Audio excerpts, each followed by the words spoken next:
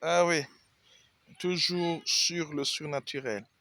Il est important que ce sujet soit réellement dans le vif du sujet.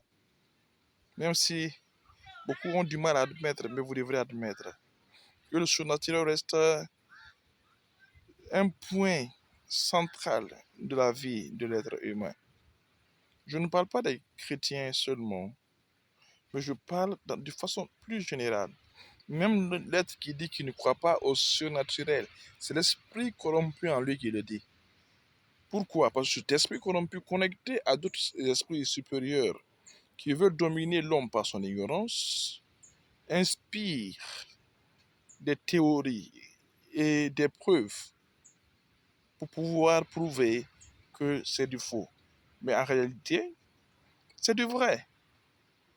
Le surnaturel négatif ne peut dominer si euh, tout le monde connaît son existence et déjà peut prévenir ses actions.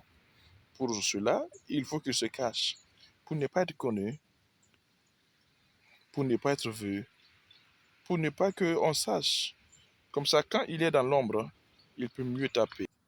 Et en ce temps, quand il commence à taper, on ne saura pas d'où vient. Et on mettra tout sur le naturel, biologie et tout ce qui suit pour nous confondre dans nos problèmes. Ils disparaissent de notre existence. Ils nous font croire qu'ils n'existent pas. Et pourtant, ils sont là. Ils manipulent les esprits les plus faibles. Ils manipulent les personnes les plus faibles. Oui. Et pourtant, ils sont là. Ils sont tout autour de nous. On les voit passer, on les salue. Le surnaturel est aussi tangible que vous ne pouvez croire. Mais le temps vient où le rideau sera levé, où le surnaturel du côté positif sera aussi fort et révélé.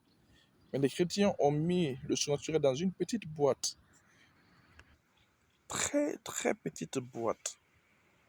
Et c'est vraiment alarmant de penser que c'est juste rababa et autres là. Non, le surnaturel est tangible. C'est un monde comme ce monde-là. C'est une réalité plus que cette réalité.